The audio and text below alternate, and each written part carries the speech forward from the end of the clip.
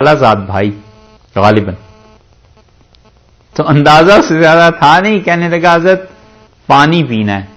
تو اس نے فرمایا ہمارے یہاں کوئی نوکر تو ہوتا نہیں اور وہ رکھا ہے گھڑا اور اس پہ کٹورا تو اٹھ کے پی لو. شاہ عالم بادشاہ اٹھا جا کے پانی پی لیا اور کٹورا اس نے ٹیڑھا رکھ دیا. تو حضرت مرزا مظہر جانا رحمۃ اللہ اس کٹورے کو دیکھتے رہے اور پھر فرمایا کہ میں بھی تو کہوں آخر ہندوستان برباد کیوں ہو گیا ہے, تمہیں کٹورے رکھنے کی تو تمیز ہے نہیں اور تم چلے ہو ہندوستان کی بادشاہی کرنے. بہت قصے, بہت واقعات اور صحیح. حضرت نے لکھا ہے کہ دہلی کے ان روز مرہ ہنگاموں سے تنگ آ گیا ہوں اور نادر شاہ جب افغانستان سے آیا اور اس نے ہندوستان پہ حملہ کیا اور دلی میں گھوڑوں کے سم خون میں ڈوب گئے, اتنی قتل و غارت گری ہوئی. تو حضرت نے ایک مصرع کہا اور عجیب بات ہے وہ مصرع شاید اردو زبان میں ضرب المثل بن گیا. حضرت نے فرمایا کہ شامت اعمال ما صورت نادر گرفت. انسانوں کے اعمال کے جب نتائج آتے ہیں, کرتوت جو ہوتے ہیں ان کے, پھر وہ اس پہ جو سزا ملتی ہے وہ بڑی عجیب و غریب ہوتی ہے, بڑی نادر سزا ملتی ہے, نایاب. تو نادر بادشاہ بھی تھا, وہ بھی آ گیا نادر میں, اور نادر سے مراد بھی پوری ہو گئی. تو یہ چیز ہے جب نفاق قوموں میں پھیل جاتا ہے نا, پھر اللہ تعالیٰ ان سے بڑا مجرم لا کے سروں پہ بٹھا دیتا ہے, کہتا ہے مارو انہیں ذرا, انہیں عقل آئے, تمیز آئے تھوڑی سی. اللہ نے فرمایا ہے کہ اللہ کی ذات پوری قدرت رکھتی ہے مشرکو کہ وہ اوپر سے عذاب بھیج دے. تم دنیا کی زندگی میں یہ مصائب, تکالیف, پریشانیاں, سمندر کے سفر میں تم اس میں سے پکارتے ہو, اللہ کی ذات ہٹا دیتی ہے. اور تم دیکھو اس سے یہ بھی قدرت ہے کہ اوپر سے عذاب لے آئے, پہلی صورت. دوسری صورت فرمائی او من تحت ارجلکم, یا اللہ عذاب لے آئے تمہارے پاؤں کے نیچے سے, زلزلہ آ جائے, پھر کیا ہو, سیلاب آ جائے, پاؤں کے نیچے سے شہر غرق ہو جائیں. یہ سارے پاؤں کے نیچے سے یہ عذاب آتے ہیں. رعایا سرکش ہو جائے, یہ بھی مراد لی گئی ہے. ملک میں حکمرانی نہ چلنے دے, اور دونوں صورتیں ہو جایا کرتی ہیں. کبھی خدا کے عذاب کی وجہ سے بادشاہوں کی سلطنت قائم نہیں رہتی, اور کبھی یہ کہ عوام اس قابل ہی نہیں ہوتے کہ ایسے اچھے حکمران انہیں دے دیے جائیں. بس خدا نے حجت پوری کرنی ہوتی ہے, دلیل دینی ہوتی ہے, تھوڑے سے عرصے کے لیے کسی اچھے حکمران کو بھیج دیتا ہے, پھر قوم سے ہٹا دیتی ہے. اللہ کے ہاں جب پہنچیں گی ایسی قومیں تو خدا کو یہ نہیں کہہ سکیں گی کہ اللہ میں کوئی لیڈر اور قائد نہیں ملا تھا. اللہ انہیں بتا دے گا قیامت میں کہ یہ اتنا اچھا آدمی تمہیں دے دیا تھا, تم نے نہیں مانی, ہم نے اپنے بندے کو واپس لے لیا. یہ چیزیں ہو رہی. اس لیے دو عذاب, او یلبسکم شیعا, یا اللہ تعالیٰ تیسرا عذاب ٹھہرا دے کہ تمہارے کئی ایک فرقے کر دے, بانٹ دے تمہیں. وہ یذیق بعضکم باس بعض, اور تم ایک دوسرے کو مزہ چکھاؤ پھر لڑائی کے ذریعے, ایک دوسرے کے ساتھ لڑ پڑو. خدا یہ بھی کر دیتا ہے. اصلاً تو یہ آیت کافروں کے لیے نازل ہوئی ہے, اس لیے بتایا کہ کافروں کے ٹکڑے ہو جائیں آپس میں اور وہ ایک دوسرے کو کاٹنے لگ جائیں. خدا کا یہ بھی عذاب کافروں پر آتا ہے.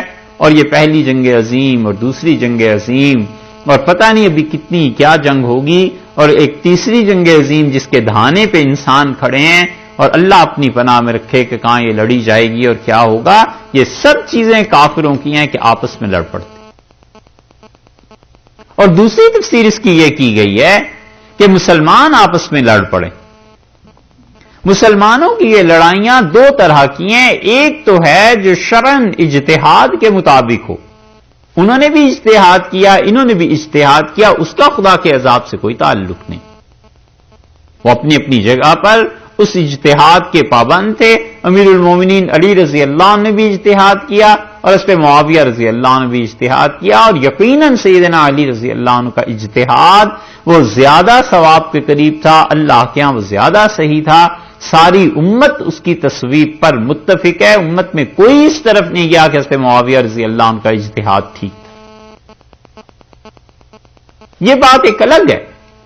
اور ایک یہ ہے کہ محض اپنی مملکت کی توسیع کے لیے اور محض اپنے دشمنوں کو نیچا دکھانے کے لیے مسلمانوں کے ٹکڑے ہو جائیں اور وہ ایک دوسرے پر ظلم اور زیادتی کرنے لگ جائیں، یہ خدا کا عذاب ہے جس میں مسلمان بھی آ گئے اس کی لپیٹ میں۔ اور اسی پہ مفسرین نے یہ حدیث بھی لکھی ہے کہ رسول اللہ صلی اللہ علیہ وسلم نے اللہ تعالی سے جب یہ آیت کریمہ پر نازل ہوئی تو آپ نے کہا اللہ میری امت کو اس سے بچا کہ اوپر سے کوئی عذاب آ جائے، تیری طرف سے کوئی تباہی آئے۔ اللہ نے کہا ہم نے آپ کی امت کو امان دی۔ اور رسول اللہ صلی اللہ علیہ وسلم نے عرض کیا من تحت ارجلکم، اللہ میری امت کو اس سے بھی محفوظ فرما دے کہ ان کے نیچے سے کوئی عذاب آ جائے، زلزلہ اور ایسی چیز، اور پوری امت ہی ہلاک ہو جائے۔ فرمایا ہم نے امان دی، ایسے نہیں کریں گے۔ اور عرض کیا تیسری بات تو اللہ تعالیٰ نے فرمایا یہ ایک دوسرے کا خون کرنے کو خود ہی کافی ہو جائیں گے۔ تیسری بات پہ امان نہیں تھی۔ اسی پہ قرطبی نے پھر لکھا ہے اسپین کا حال، کہتے ہیں یہودی اور عیسائی تو کم ہمیں مارتے ہیں اور لڑتے ہیں، یہ مسلمان آپس میں زیادہ لڑتے ہیں، یہ ایک دوسرے کو زیادہ قتل کر رہے ہیں، اور یہ کئی جگہ پر ہے کہ مسلمانوں کا مسلمانوں کے ساتھ دیکھ لو کیا رویہ رہا، عراق کا ایران کے ساتھ کیا رویہ رہا۔ کوئی سارے کافر اور کفر اور اسلام کی جنگ تھوڑے ہی تھی، ایسے ہی رویے کہ مسلمان ایک دوسرے کے ممالک کے ساتھ کیا کرتے ہیں۔ عراق دوسرے ملکوں پہ چڑھ دوڑا، کیا کیا چیزیں تھیں۔ اور پھر مسئلہ یہ بھی ہے کہ اس میں سچ کتنا تھا جھوٹ کتنا تھا، اب کیا پتہ، اللہ جانے کیا سچ تھا کیا جھوٹ تھا، لیکن جو بظاہر چیزیں نظر آئیں ہر طرف سے پٹائی مسلمانوں کی ہوئی، اور اس کے باوجود اس قوم کے لیڈرز کو، بڑے لوگوں کو ہوش نہیں ہے، ذاتی مفادات ملکی اور قومی اور امت کے مفادات پر زیادہ قابل ترجیح ہو گئے ہیں، اس کو سوچتے ہیں باقی چیزوں کو نہیں سوچتے۔ اللہ نے فرمایا تیسری عذاب کی صورت یہ ہے کہ ٹکڑے ٹکڑے ہو جائیں، وَيُذِيقَ بَعْضَكُمْ بَعْضَ بَعْض، اور آپس میں ایک دوسرے کو سے لڑیں اور ایک دوسرے کے لیے یہ خود عذاب بن جائیں، لڑائی ہو جائے۔ اور سب سے بڑا اس وقت جو ملک اس کی لپیٹ میں آیا ہوا ہے وہ ہمارا اپنا ہی ملک ہے پاکستان، کہ وہاں ایک فرقہ دوسرے فرقے کو ایسے کاٹنا مارنا اور قتل اور غارت گری سے کم بات ہی نہیں ہے۔ اللہ کے اتنے اچھے اچھے بندے اس میں چلے گئے، وہ کسی بھی فرقے سے تعلق رکھتے تھے، جنہوں نے 30 سال 40 برس محنت کی تھی، اور وہ پوری امت کا سرمایہ تھے، وہ پوری امت کی رہنمائی کر سکتے تھے، اور وہ ایک آدمی کی گولی سے ہلاک ہو گئے، اس کے بم سے ہلاک ہو گئے، اس دھماکے میں اڑ گئے۔ اہل علم اسی طرح اٹھ جاتے ہیں اور قومیں پھر جاہل رہ جاتی۔ یہ بھی خدا کا عذاب، اور یہ کوئی تھوڑی سی چیز نہیں، پہلے ہی نہیں اہل علم بنتے۔ مصیبت یہ ہے کہ کوئی پڑھتے ہی نہیں، اور پڑھ جائیں علم آ جائے تو مصیبت یہ کہ بیماری چمٹ جاتی ہے۔ اچھے اچھے اہل علم اور اہل استعداد کو ہم نے دیکھا پڑھ گئے اور بیمار ہو گئے، اور ایسی نظر لگی ایسی بیماری کہ پھر پڑھا نہیں سکے، اور اس مصیبت میں نہ پڑھیں تو پیسے نہیں، گھر بیوی بچے ضروریات زندگی وہ اتنا الجھ جاتے ہیں کہ کوئی علمی کام کر ہی نہیں سکتے، اور یہ بھی کر لیں یہ بھی نہ مشکل میں پیش آئے تو پھر اس کا خطرہ کہ کوئی اڑا نہ دے، کوئی مار نہ دے، اور یہ بھی فرض کر لو نہ ہو تو پھر یہ کہ آگے ان کے علم سے فائدہ اٹھانے والے لوگ نہیں۔ اللہ اپنی پناہ میں رکھے، ہے بڑا جملہ لیکن کبھی کبھی خیال آتا ہے کہ شاید اللہ ہی کا ارادہ نہیں ہے کہ علم اب اس امت میں لوٹ کے آئے۔ ممکن ہے اللہ کا ارادہ تو ہو، ہماری کرتوت ایسے ہوں، مگر اتنی مشکلات پیش آتی ہیں کہ کیا کرے کوئی آدمی، اور مسلمانوں کو مسلمانوں سے۔ اس لیے ہم کہتے ہیں کہ عبرت جس کو حاصل ہوئی بھی ہوتی ہے نا دیکھ کے، وہ نصیحت کی بات کرتا ہے تو اس کی نصیحت میں وزن ہوتا ہے۔ جیسے کوئی جیل ہو آیا ہو نا چور، تو وہ سارے محلے والوں کو کہتا ہے، کسی کو دیکھ لے تو کہتا ہے بالکل چوری نہ کرنا، تمہیں پتہ نہیں، مجھے دیکھو میرے ساتھ کیا ہوا، ہم تو جیل ہو کے آئے ہیں۔ ایسے ہی ہوتا ہے، حکومت کے خلاف چلے گئے جلوس میں، پولیس پکڑ کے تھانے لے گئی تو پھر آئندہ اپنے بچوں کو بھی منع کر جاتا ہے کہ کبھی گورنمنٹ کے خلاف نہ بولنا، بڑا سخت مسئلہ ہے۔ ایسے ہی یہ عرض کرتے ہیں آپ سے کہ آپ لوگ ابھی یہاں پر اسلام کا بیج لگ رہا ہے، پنیری ہے. ہمارے حالات کو دیکھو اور مت اس ڈگر پہ، اس راہ پہ چلو جس کی وجہ سے بنا بنایا ملک تباہ ہو رہا ہے، اور بنے بنائے مسلمان وہ ایسے جن پر اسلام نافذ کیا جاتا تھا وہ بیچارے کچھ نہیں کر سکتے، اور علم اٹھ رہا ہے آہستہ آہستہ، ختم ہوتا جا رہا ہے. یہ سارا علم ہندوستان سے ہی آیا تھا، پاکستان میں کہاں؟ یہ سب علم ہندوستان، کوئی بھی فرقہ ہو، حتیٰ کہ فقہ جعفریہ کے لوگوں بڑے، بریلوی مکتبہ فکر کیوں، دیوبندی مکتبہ فکر کیوں، کسی بھی مکتبہ فکر سے بحث نہیں ہے. جتنے بھی حضرات تھے یہ دیوبند کے، ڈابھیل کے، وہاں کے پڑھے لکھے تھے، اور وہ کتنا عرصہ جیتے. وہ جب آئے تھے تو 25-25-30 سال کے تھے، 50 سال کی زندگیاں انہوں نے گزار دی، 70-80 برس کی عمر ہوئی، دنیا سے چلے گئے. اب جو ان کے کچھ خاص شاگرد تھے یا ان کے صاحبزادے تھے جنہوں نے انہیں پڑھا لیا تھا، وہ چل رہا ہے. باقی عمومی طور پر علماء ایسے پیدا نہیں ہوئے جتنے ہونے چاہیے. یہ بہت بڑا مسئلہ ہے. تو آپ لوگ اپنے ہاں کی فکر کرو، سمجھے؟ آپ ابھی اسلام اس ملک میں لگا رہے ہیں، اس کی پنیری، اور ان پودوں کو ابھی جوان ہونا ہے اور پھر اس علم نے پھیلنا ہے. اور آپ ابھی تک لینگویج کا جو بیریئر ہے اسے کراس نہیں کر پائے. یہاں کے بچے، انہیں پکڑیے، انہیں اسلام کی تعلیم دیجیے، اور ہزار میں ایک بھی بچہ ملتا ہے نا جو اپنے آپ کو اس دین کے لیے وقف کر سکے، اس کی قدر کیجیے اور انہیں دین پڑھا دیجیے. اس ایک آدمی سے اگر صاحب علم ہو گیا تو آگے 1000 بچے صاحب علم ہو جائیں گے. اس ڈگر پہ نہ چلو جس پہ چل رہے ہو بھائی. کوئی انگلش میں کام نہیں ہوا ہوا اسلام پہ جو مستند لوگوں نے کیا. حدیث کی کتابیں نہیں ہیں، تفسیر نہیں ہے، فقہ نہیں ہے، دین کو سمجھنے والے نہیں ہیں، اور قوم کا مزاج لکھنے پڑھنے کا بن رہا ہے. اسکولوں میں بچے جاتے ہیں تو آپ سب جانتے ہیں وہ ہر ہفتے کوئی نہ کوئی کتاب دیتے ہیں کہ بیٹے یہ پڑھ کے آنا. ایسے ہی ہے نا. تو وہ ایک مزاج بناتے ہیں کہ تعلیم عام ہو، اور وہ پڑھتے لکھتے ہیں. یہ بچے دین کو کہاں سے پڑھیں گے؟ اور اگر کسی کو دین کو پڑھنے کا شوق ہوا اور اس نے ان کی کتابیں پڑھ لیں تو وہ تو مرتد ہو جائے گا لیاذ باللہ. کیونکہ انہوں نے تو اپنی کتابوں میں مستشرقین نے، امریکہ مراد نہیں ہماری، مطلب یہ کہ دنیا میں جتنے بھی علمی کام انگریزوں کے حلقوں میں ہو رہے ہیں وہ اسلام پہ اعتراضات کے بہت زیادہ ہو رہے ہیں. اور فرانسیسی میں، اس میں تو اتنا کچھ ہوا ہوا ہے کہ 50 برس انگریزی میں لکھتے رہیے آپ تب بھی فرانسیسی تک نہیں پہنچ سکتے. اسلام کے خلاف کوئی لکھتا رہے علیہ باللہ، آپ تو نہیں، انگریز لکھتے رہیں تو بھی اس تک نہیں پہنچ سکتے جتنا فرانسیسی میں کام ہے. یہ ساری چیزیں ایسے ہی نظر آتی ہیں جیسے یہ روشنی ہے اور جیسے یہ باہر اندھیرا ہے. آپ کو کیوں نہیں نظر آتی؟ ہوگا کیا اور جائیں گے کدھر؟ یا تو یہ طے کیا ہوا ہے کہ اگلی نسلیں مرتد ہو جائیں علیہ باللہ. شکر کیجئے مسجد بن گئی الحمدللہ، اللہ تعالیٰ اسے آباد بھی کرے. شکر کیجئے کچھ لوگوں نے ہمت کر کے اسے بنا دیا.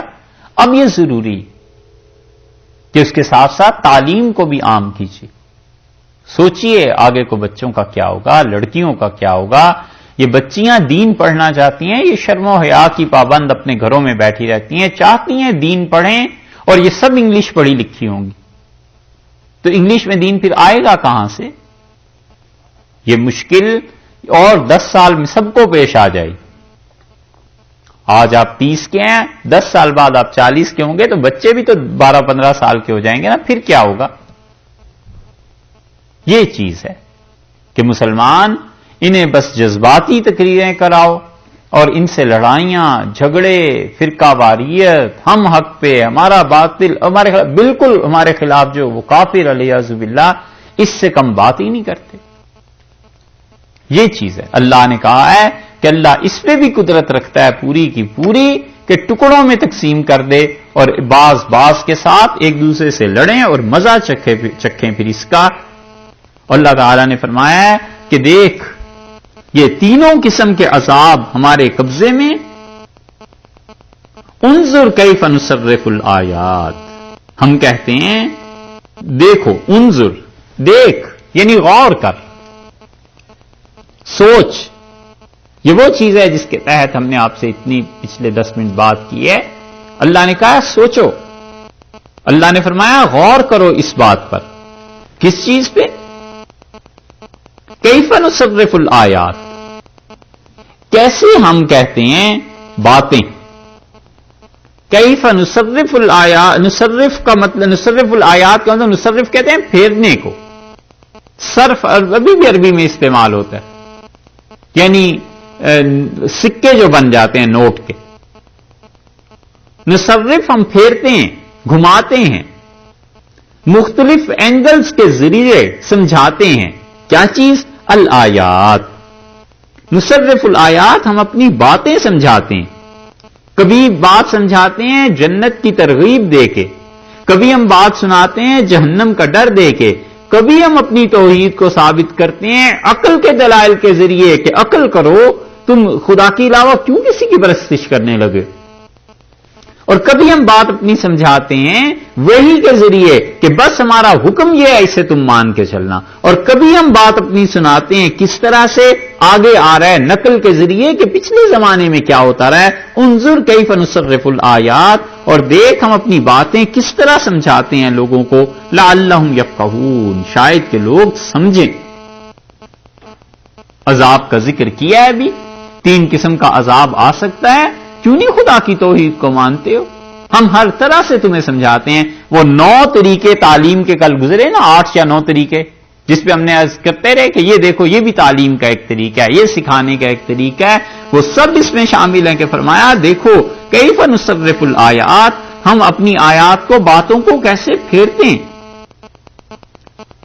جس عذاب کا وعدہ کیا تھا یہاں پر اللہ تعالی نے فرما دیا کہ وہ تھا نا کل اور پرسوں کہ وہ لے آؤ عذاب. تو رسول اللہ صلی اللہ علیہ وسلم سے فرمایا گیا کہ آپ انہیں کہیے کہ اگر عذاب میرے قبضے میں ہوتا تو کب کی بات پوری ہو چکی ہوتی تھی نا یہ آیات. اب اس کے بعد یہ نازل کرتی کہ یہ جو عذاب کا جو وعدہ تھا، تو عذاب وہ بھی ہے جو اگلی امتوں پر آیا کہ آسمان سے، زمین سے، اور یہ بھی ہے کہ لوگ آپس میں لڑ پڑیں اور قتل اور قید اور ذلت، یہ سب کی سب چیزیں دیکھنی پڑیں. تو حضور اکبر صلی اللہ علیہ وسلم سمجھ گئے کہ ممکن ہے یہ حالات اس امت پر آ جائیں. تو آپ نے پناہ مانگ لی اللہ سے. اور آخرت کا عذاب وہ تو کافروں کا ہے ہی ہے. اللہ نے فرمایا ایسے بھی عذاب. وَكَذَّبَ بِهِ، اور جھٹلایا ہے، جھوٹ بتایا ہے، بہی اس کو، کس چیز کو؟ مفسرین کہتے ہیں عذاب کو. کذب بہی، جھٹلاتے ہیں میرے عذاب کو. کہتے ہیں شرک تو ہوتا ہی رہا ہے، کون سا کسی نے پوچھا ہے آج تک کون سا کوئی عذاب آیا ہے؟ کذب بہی قوموں کا، آپ کی قوم کہتی ہے، اور یہ اس کو یعنی جھٹلایا اس قوم نے. وَهُوَ الْحَقُّ، حالانکہ اللہ کا عذاب حق ہے. یہ شرک کی وجہ سے آ جایا کرتا ہے، مشرکین کی حکومت قائم نہیں رہتی.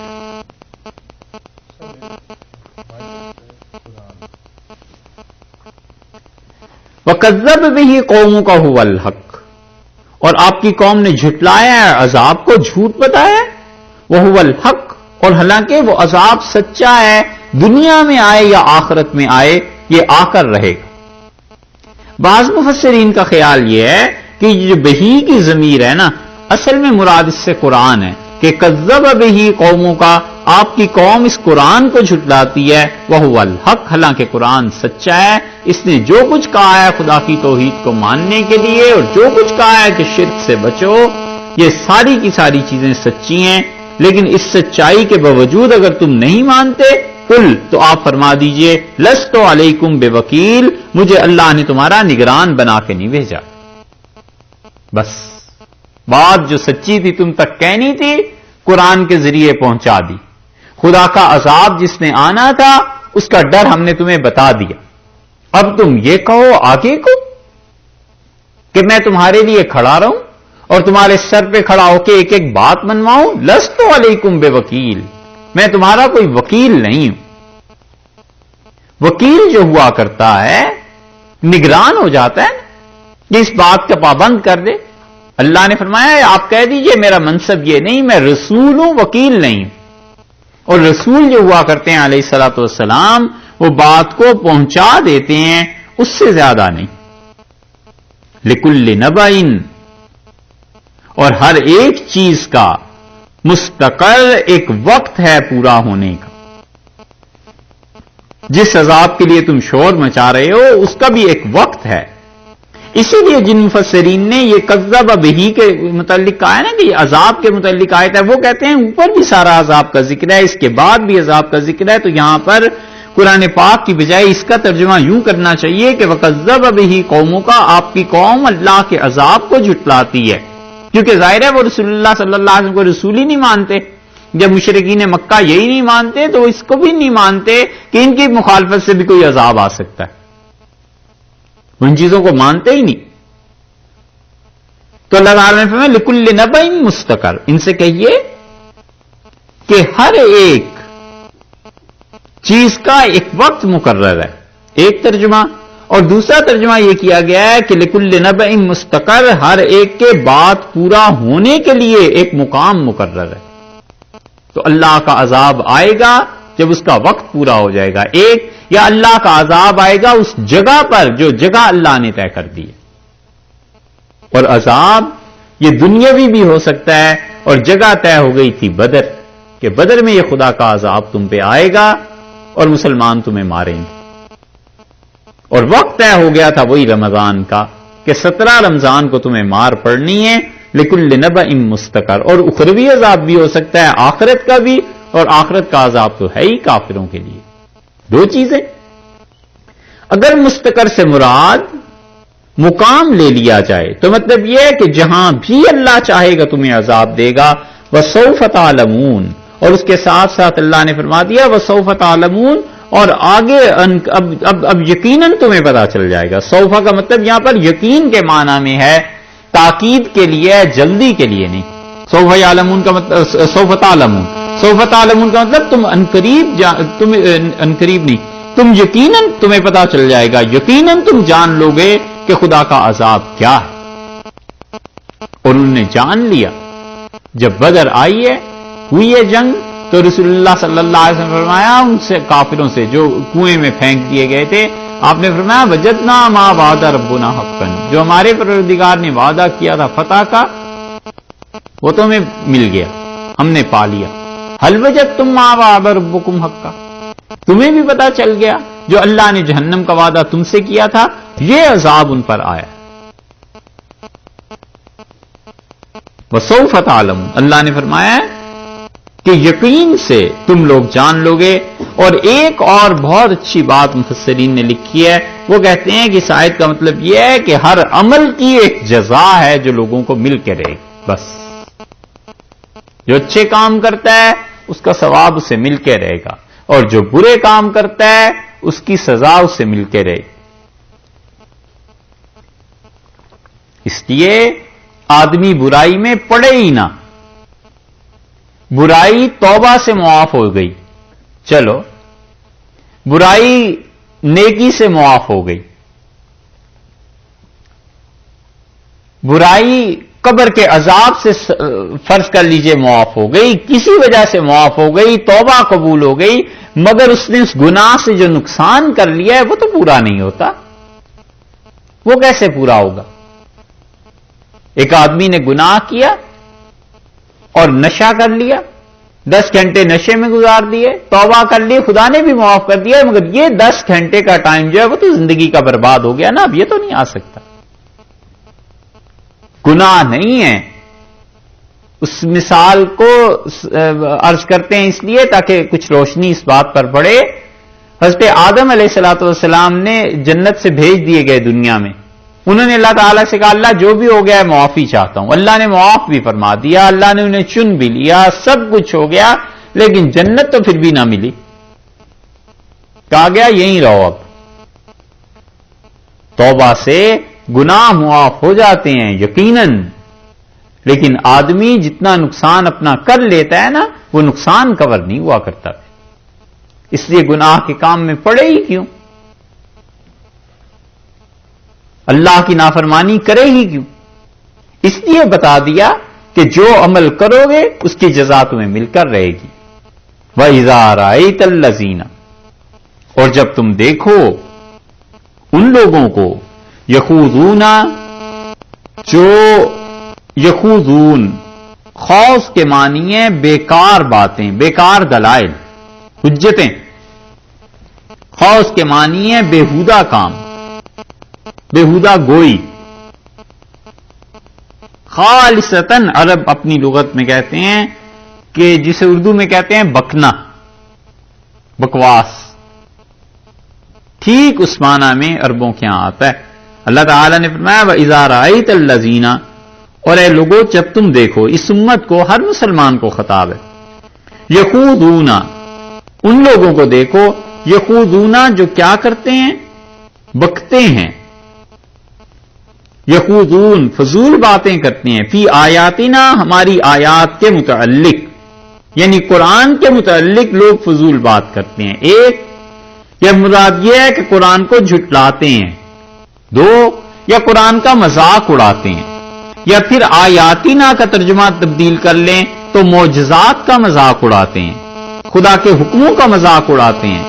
اللہ نے فرمایا اتنے دلائل دیے ہم نے اپنی توحید پہ، اپنی وحدانیت پہ، جب ان مشرکوں کو دیکھو کہ خدا کی کتاب کا خدا کے احکامات کا مذاق اڑاتے ہیں یا اس کو جھٹلاتے ہیں یا بکتے ہیں اس کے بارے میں، فَأَعْرِضْ عَنْهُمْ، تو ان سے کنارہ کش ہو جاؤ، ان سے ایک طرف ہو جانا، حتیٰ، یہاں تک کہ یخوضوا، وہ پڑ جائیں، فی حدیث غیرہ، کسی اور بات میں، یہاں تک کہ یخوضوا، بکنے لگیں کوئی اور بات۔ دونوں جگہ لفظ ایک ہی ہے، یخوضون فی آیاتنا، ہماری آیات کے بارے میں جب جھک کرتے ہیں، اور پھر فرمایا حتیٰ یخوضوا فی حدیث غیرہ، یہاں تک کہ بک بک کرنے لگیں کسی اور بات کے بارے میں۔ قرآن نے نفرت سے اللہ نے بتا دیا کہ ان کی زندگی کا کوئی مقصد ہی نہیں ہے، ڈھنگ کی بات ہی نہیں کرتے۔ قرآن کی بات چھوڑ دو کہ اس کی تکذیب، اس کو جھٹلانا، اس کا مذاق اڑانا وہ ایک طرف رہا، خود بھی بیٹھتے ہیں تو ایک دوسرے کا مذاق، ہنسی، جھوٹ، گپیں ایسے ہی چلتی ہیں۔ اللہ نے دونوں جگہ بتا دیا ہے کہ قرآن کی تکذیب تو تھی، آپس میں بھی جو باتیں کرتے ہیں وہ کوئی انسانیت کی تھوڑے ہی ہیں۔ حتیٰ یخوضوا فی حدیث غیرہ، یہاں تک کہ یہ بکنے لگیں اور باتوں، کسی اور بات میں۔ اس سے معلوم ہوا کہ جو لوگ اللہ کے دین کا مذاق اڑاتے ہیں کسی بھی حالت میں ان کے ساتھ نہیں بیٹھنا چاہیے۔ یہاں تو چونکہ ایک واقعہ ہے اس لیے اللہ نے فرما دیا کہ یہاں تک کہ وہ کوئی اور بات بکنے لگیں تو مطلب یہ پھر ان کے ساتھ بیٹھ سکتے ہو، یہاں تو ظاہر یہی ہے، لیکن اس کی تشریح سورہ نساء میں گزر چکی ایک، اور دوسرے یہاں مراد یہ نہیں ہے کہ پھر ان کے ساتھ بیٹھ جاؤ، مطلب یہ ہے کہ ان لوگوں سے پرے رہو، ترک تعلق کر لو، کنارہ کرو۔ اور اللہ کی محبت کا بھی یہی تقاضا ہے کہ جہاں پر اللہ کی باتوں کا لوگ مذاق اڑائیں اور خدا کی ہنسی اڑائیں، وہاں انسان کیوں جائے اور کیوں بیٹھے؟ ایسے ہی ہے جیسے کسی انسان کو اپنے والد سے محبت ہوتی ہے، ماں سے محبت ہوتی ہے، تو اس جگہ پر جائے کیوں آخر جہاں پہ ماں باپ کو گالیاں دیں لو؟ غیرت آتی ہے نا، انسان پھر نہیں جاتا۔ انسان کہتا ہے اس جگہ پہ جا کر ہم نے کرنا کیا ہے؟ اسی لیے بہت سے لوگ، بہت سی شخصیات کے بارے میں ہم سے بھی پوچھتے ہیں کہ فلاں کا ذکر نہیں کیا، فلاں کا ذکر نہیں کیا۔ ہم اس لیے ذکر نہیں کرتے کہ محبت جو ہے نا اوروں کی، وہی اس کی اجازت نہیں دیتی کہ دوسروں کا بھی ذکر کریں۔ اگر ہم ذکر کرتے تو پھر شیخ الاسلام ابن تیمیہ رحمۃ اللہ علیہ کے مقابلے میں قاضی مخلوف کا بھی ذکر کرتے، جنہوں نے شیخ کو سزا بھی دلوائی اور سب کچھ کیا۔ اور ذکر کرنا ہوتا تو ہندوستان کی تاریخ میں حضرت مجدد الفسانی رحمۃ اللہ علیہ کے مقابلے میں پھر شیخ عبدالحق صاحب محدث بریلوی کا بھی ذکر کرتے، اور شیخ عبدالحق صاحب محدث بریلوی اپنی عزت، احترام، تکریم، ان کا مقام، مرتبہ، حدیث کی خدمات سب ان کی مسلم اپنی جگہ پہ، لیکن حضرت مجدد الفسانی رحمۃ اللہ علیہ کے خلاف جو کچھ بھی انہوں نے لکھا سوائے حسد کے اور کچھ چیز نہیں تھی۔ یہ تو اب 300 سال بعد ہم اس کنارے پہ کھڑے ہو کے دیکھتے ہیں نا پیچھے کیا گزرا ہے۔ انہیں پتا تھا کہ یہ کتنا بڑا آدمی ہے، اور انہیں خوب معلوم تھا کہ اللہ نے اس سے کیا کام لینا ہے اور کیا چیزیں ہو رہی ہیں، مگر محض حسد کی وجہ سے، اسی لیے وہاں غلام علی صاحب رحمۃ اللہ علیہ آگے کو آئے تو انہوں نے لکھا کہ شیخ عبدالحق صاحب نے حضرت مجدد رحمۃ اللہ علیہ کے خلاف جو کچھ لکھا ہے سوائے حسد کے اور کوئی چیز نہیں، اور اگر ہمیں ذکر ہی کرنا ہوتا تو وہاں اسماعیل شہید رحمۃ اللہ علیہ کے مقابلے میں دلی میں تھے مولوی محبوب صاحب، ان کا ذکر کیوں نہ کرتے؟ لیکن غیرت بھی تو کوئی چیز ہوتی ہے یا نہیں؟ یہ ہے اللہ نے فرمایا ہے محبت اللہ کے ساتھ جب ہو تم کو زیادہ ہی ہونی چاہیے، ایمان کا تقاضا ہے، تو دیکھو جو ان چیزوں کا مذاق اڑاتے ہیں مت ان کے پاس بیٹھو، یہاں تک کہ وہ کسی اور چیز میں لگ جائیں، یعنی ان کے ساتھ بیٹھنا ختم کرو۔ وَإِمَّا يُنْسِيَنَّكَ، پھر کریں کیا؟ اس کا ذکر آگے کیا ہے، اس کو بھی سنیے گا غور سے کہ کرنا کیا ہے مسلمان نے۔ وَإِمَّا يُنْسِيَنَّكَ، اور اگر تمہیں بھلا دے الشیطان، شیطان بھلا دے، فَلَا تَقْعُدْ، تو مت بیٹھنا بعد الذکر، جب تمہیں یاد آ جائے، اگر تمہیں شیطان کبھی بھلا دے تو تم نہ بیٹھنا بعد الذکر، نصیحت کے بعد، مع القوم الظالمین، ایسے ظالموں کے ساتھ، ایسے کافروں کے ساتھ بیٹھنا نہیں۔ قعود جو لفظ ہے یہ اپنے وسیع معنی میں ہے، صرف بیٹھنے کے بارے میں نہیں، مطلب یہ ہے کہ سارے تعلقات، اور یہ دلیل ہے اس کی کہ جو لوگ بھی دین کا مذاق اڑاتے ہیں ایسے بے دینوں سے آدمی کو سارے تعلقات اپنے منقطع ہی رکھنے چاہیے، بغیر کسی ضرورت کے مت ان سے میل جول بڑھائے، اور بغیر کسی وجہ کے مت ان کے پاس آئے جائے۔ ایک ہی بڑی ضرورت ہے اور اس کے لیے مسلمان جاتے نہیں، باقی ویسے جاتے رہتے ہیں، اور وہ بڑی ضرورت انہیں دین کی دعوت دینے کی ہے، جس کا ذکر اللہ نے اگلی آیت میں کیا، وہاں پہ بات کریں گے۔ اللہ نے منع کر دیا، اللہ نے فرمایا بالکل ان کے پاس نہ جاؤ، ان کے ساتھ تعلق نہ رکھو۔ اما ینسینک کا اس کے سب سے پہلے مخاطب تو حضور اقدس صلی اللہ علیہ وسلم ہو گئے کہ اگر بھلا دے آپ کو، تو اس پہ محدثین نے اور فقہا نے بحث کی ہے کہ کیا نسیان، بھولنا انبیاء علیہ السلام کے لیے ہو سکتا ہے یا نہیں۔ ایک بحث یہ کی ہے کہ سہو اور نسیان جو ہے بھول جانا، اس پہ گرفت ہے یا نہیں۔ ابن نجیم رحمت اللہ علیہ نے الاشباح والنظائر میں کافی تفصیل اس کی لکھی ہے، اور وہ کتاب یہاں ہے نہیں، اس لیے کیا عرض کریں، ہم لوگوں کا بھی بس اتنا ہی ہوتا ہے علم، کتابیں ہوئی تو پڑھ لیا، نہ ہوئی تو کچھ یاد کہاں رہتا ہے۔ امام غزالی رحمت اللہ علیہ کے زمانے میں ڈاکہ پڑ گیا، غزالی جا رہے تھے، کتابیں اپنی ساتھ تھیں ان کی، تو ڈاکوؤں نے لے لیا، اور انہیں دیکھا یہ لڑکا سا تو ہے، تو کسی ڈاکو نے مذاق میں مسئلہ پوچھ دیا، تو غزالی نے کہا کتابیں تم نے لے لی ہیں تو میں مسئلہ اب کدھر سے تمہیں بتاؤں، تو اس نے کہا یہ اچھا علم حاصل کیا ہے کہ کتابوں کے بغیر تم جاہل ہی رہے۔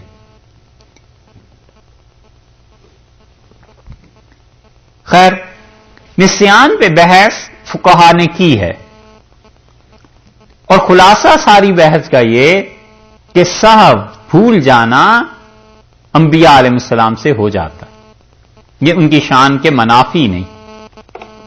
رسول اللہ صلی اللہ علیہ وسلم بھولے نماز میں، سجدہ سہو کیا، اور آپ نے فرمایا لوگوں میں بھولتا نہیں ہوں، بھلا دیا جاتا ہوں تاکہ تمہارے لیے سنت قائم ہو جائے، یہ چیز ہو جاتی ہے اللہ کی طرف سے۔ اسی لیے شیخ الاسلام امام حافظ ابن حجر اور نووی رحمت اللہ علیہ وہ یہ کہتے ہیں کہ انبیاء علیہ السلام کے لیے بھولنا ہو سکتا ہے۔ لیلۃ القدر کے بارے میں آتا ہے رسول اللہ صلی اللہ علیہ وسلم تمہاری بحث نے وہ مجھے چیز بھلا دی، اور اسے آخری عشرے کی کاک راتوں میں اب تلاش کرنا، اس لیے بھولنا ہو جاتا۔ اور بھی احادیث ہیں، تفصیل سے کثرت سے ذکر کیے ہیں، لیکن جو دو مثالیں بھی کافی۔ اور رہ کے یہ بات کہ نسیان، بھول جانا عام امتیوں کے لیے وہ تو ہے ہی ہے، اس کا شرعی احکامات پر کیا اثر پڑتا ہے، تو مختلف اثرات ہوتے ہیں بھول جانے کے۔ مثلا روزہ ہے، کوئی آدمی بھول کے کھا پی لیا اس نے تو وہ ٹھیک ہے، رسول اللہ صلی اللہ علیہ وسلم فرمایا اللہ ہی نے اسے کھلایا ہے اور اللہ ہی نے پلایا ہے، کوئی حرج نہیں۔ نماز میں بھول گیا، کس درجے کی چیز بھولا ہے، اس کے لیے پھر اس کے احکامات الگ الگ ہیں. سنت کے درجے کی چیز ہے تو اس کی نماز ہو جائے گی اور گناہ بھی نہیں ہوگا, اور واجب کے درجے کی چیز تھی تو پھر سجدہ سہو اس کو کرنا پڑے گا, اور اگر فرض بھول گیا تو پھر سرے سے نماز نہیں, عمل ہی منعقد نہیں ہوا. تو مختلف اعمال کے لیے مختلف چیزیں. اسی طرح امانت ہے, امانت ضائع ہو گئی کسی انسان سے تو کہتے ہیں کہ اگر اس کی اپنی ذاتی غفلت سے ضائع ہوئی ہے تو اس امانت کو ادا کرے گا. ایک آدمی نے دوسرے کو $10,000 دے دی اور اس نے اپنی غفلت سے اسے ضائع کر دیے, گاڑی میں چھوڑ دیا اور گاڑی غائب ہو گئی, تو اس کو ادا کرنے پڑیں گے. اور قدرتی آفت سے ضائع ہو جائے امانت, قدرتاً آفت آ گئی, کوئی مصیبت آ گئی, اس صورت میں امانت کی ادائیگی اس کے ذمے واجب نہیں رہتی, ضروری نہیں رہتی, اس پہ کوئی گناہ بھی نہیں. قدرتی طور پہ چیز ہو گئی, آگ لگ گئی علیاذ باللہ, اس میں چیزیں جل گئیں, یا کوئی آدمی بھول گیا کسی چیز کو, تو یہ جو بھولنا ہے نا اس کا, یہ اس کا نسیان اس معاملے میں امانت کے بارے میں اس کا اعتبار نہیں کیا فقہا نے. وہ کہتے ہیں کہ اس کو امانت دینی پڑے گی. تو اس لیے اس کے احکامات الگ الگ شعبوں میں الگ الگ. اللہ تعالیٰ نے فرمایا اما ینسینک الشیطان, اور شیطان اگر بھلا دے تمہیں, فلا تقعد بعد الذکری مع القوم الظالمین, تو ان ظالموں کے ساتھ بالکل نہ بیٹھنا. وما للذین یتقون, اور وہ لوگ جو پرہیزگار ہیں, اللہ سے ڈرنے والے ہیں, ما للذین یتقون, جو اللہ سے ڈرنے والے ہیں ان کے ذمے کچھ نہیں ہے, من حسابہم, ان کے حساب سے. یہ کافر جو ہے نا مذاق اڑا رہے ہیں, ان کا مذاق اڑانا اس کے متعلق اللہ سے ڈرنے والوں کے ذمے کچھ نہیں, یعنی خدا ان سے نہیں پوچھے گا کہ کیوں مذاق اڑا رہے, یہ پوچھے گا کہ تم کیوں جاتے آتے تھے, تمہیں منع نہیں کر دیا تھا. باقی وہ جو بےہودہ گوئیاں کر رہے ہیں, جب آپ اسے روک ہی نہیں سکتے, جب کسی انسان کو آپ منع کر ہی نہیں سکتے, اللہ نے فرمایا کہ ان لوگوں پر, جو لوگ متقی, جو بچنے والے ہیں, وما للذین یتقون من حسابہم من شیء, اور دیکھو پرہیزگاروں پر کچھ بھی نہیں ہے ان کا حساب, جو کچھ من شیء ذرہ برابر بھی. یہ من جو ہے نا من حسابہم من شیء, یہ جو دوسرا من ہے شے سے پہلے, اسے استغراق کے لیے لائے ہیں, یعنی بالکل کچھ تمہارے ذمے نہیں ہے, تم بے فکر رہو. وہ شرک کر رہے ہیں, کفر کر رہے ہیں, تم اس میں شرکت نہ کرنا, بس یہ تمہاری ذمہ داری. ایک دوسری ابھی آگے بتاتے ہیں, دو ذمہ داریاں ہیں تمہاری جب کافروں کے ساتھ رہنے کا, اٹھنے بیٹھنے کا ہے. تو ایک تو بغیر ضرورت کے تم ان کے ساتھ تعلقات نہ رکھنا, ایک بات, اور دوسری آگے آ رہی. دوسری فرمایا ہے ولیکن ذکرا, لیکن دیکھو نصیحت کرنی ہے, یہ نہ چھوڑنا, تبلیغ کرنی ہے, یہ نہ چھوڑنا. کیوں تبلیغ کریں, وہ تو مانتے نہیں. فرمایا لعلہم یتقون, شاید کہ وہ ڈریں, شاید انہیں ہدایت مل جائے, انہیں کہنا سننا نہ چھوڑنا. یعنی کوئی چاہے کہ ایسے جاہلوں کے پاس نصیحت کو بھی نہ جائے, تو اللہ نے منع کر دیا. اللہ نے فرمایا نہیں, ایسے نہیں کرنا,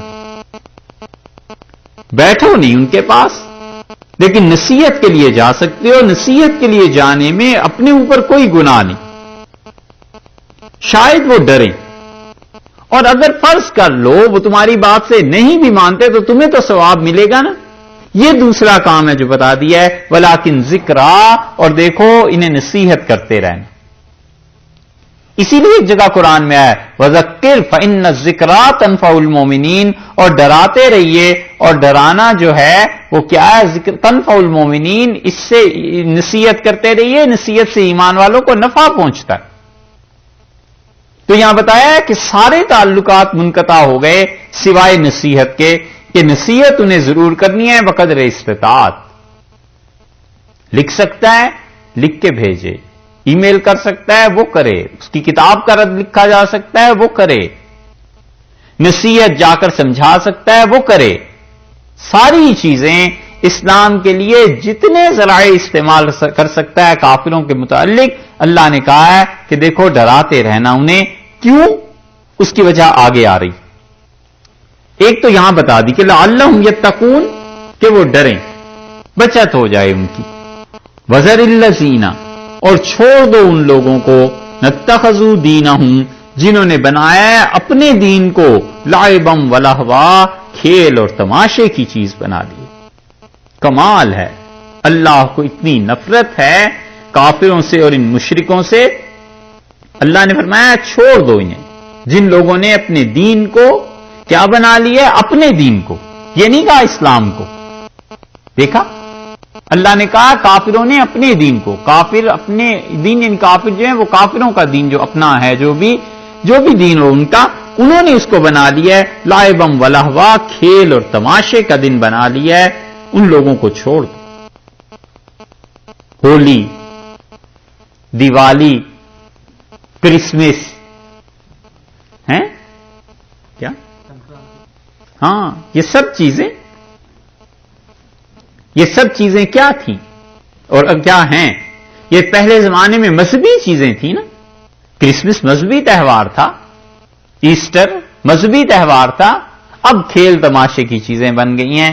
یہ اتنی گہری بات شرک کے رد میں اور ان چیزوں میں یہ رسول اللہ صلی اللہ علیہ وسلم بھلا خود کہہ سکتے تھے؟ یہ اللہ ہی ہے جس نے قرآن نازل کیا ہے. اللہ نے یہ کہا ہے کہ دین کا جو بھی مذاق اڑاتا ہے نا، کسی بھی دین کا غلط بات کرتا ہے، حتیٰ کہ کافر خود اپنے دین کو کھیل تماشا بنا رہے ہیں، یہ اتنے بےہودہ ہیں کہ زندگی میں سنجیدگی ہے ہی نہیں. چھوڑ دو ان کو. اس میں بھی عیب کیا نا اللہ تعالیٰ نے، اس کو بھی برا مانا نا کہ کیوں اپنے دین کو بھی کھیل کا مذاق نشانہ بنا رہے ہیں. دین سنجیدگی سے عمل کرنے کا نام ہے، کوئی کھیل تماشے کی بات تھوڑی ہی. حضرت عبداللہ ابن عباس رضی اللہ عنہ نے صحیح اس آیت کو سمجھا اور تفسیر کی. اور کیوں نہ کرتے، رسول اللہ صلی اللہ علیہ وسلم نے ان کے لیے دعا فرمائی تھی کہ اللہ اس کو تفسیر کا علم دے. اور انہوں نے اس کی تفسیر کی. انہوں نے کہا عید کا دن ہوتا ہے خوشی کا دن، اللہ کو یاد کرنے کے لیے، اللہ کی عبادت کے لیے. خیر حضرت ہماری عیدیں بھی دیکھتے تو کیا فرماتے کہ اب مسلمانوں کی عیدیں کیا ہو گئی. تو کہتے تھے کہ یہ جو سالانہ دن یعنی عید کے آتے ہیں، بڑے دن جو آتے ہیں، یہ اسی لیے ہوتے ہیں کہ اللہ کے انعامات کو، اس کے احسانات کو یاد کیا جائے. اور انہوں نے ان دنوں کو کھیل تماشا بنا لیا. اللہ نے ان کے متعلق فرمایا، اللہ نے فرمایا اتنے غیر سنجیدہ ہیں کہ انہوں نے اپنے دین کو بھی کھیل اور تماشے کی چیز بنا لیا ہے. اور اس کے بعد کیا ہوا ہے؟ وغرتہم الحیات الدنیا، اور دنیا کی زندگی نے ان کو دھوکے میں ڈال دیا. ایسے لوگ ہیں کہ دنیا کی زندگی میں کھو گئے. غرتہم الحیات الدنیا، دنیا کی زندگی پر مر مٹے، غرت بہک گئے.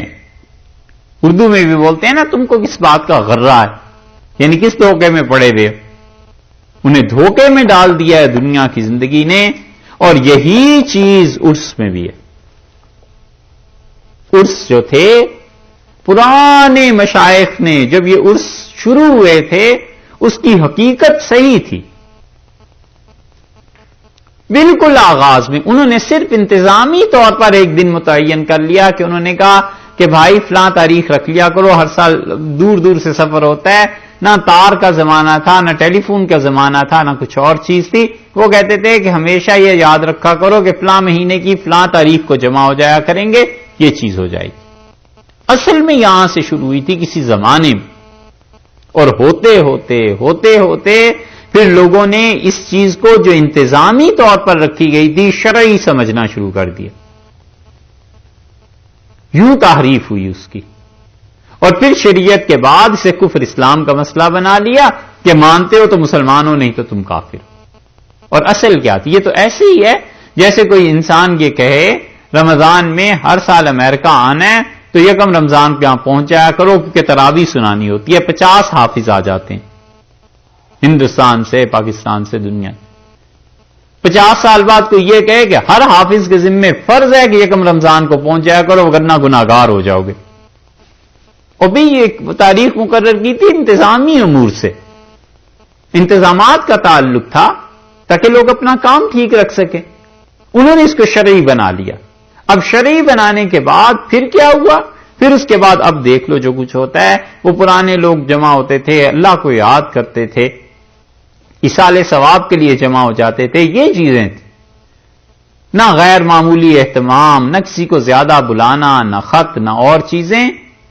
اور اب یہ جو عرس ہیں ان کو آپ خوب سمجھتے ہیں کہ کیا ہیں، یہ دین سمجھتے ہیں اسے جو مناتے ہیں، اور اس کو بھی کھیل تماشے کی چیز بنا لیا ہے۔ کون سا گناہ ایسا ہے جو ان عرسوں میں نہیں ہوتا؟ کون سا گناہ ایسا ہے جو عرس کے دنوں میں مزارات پر نہیں ہوتا؟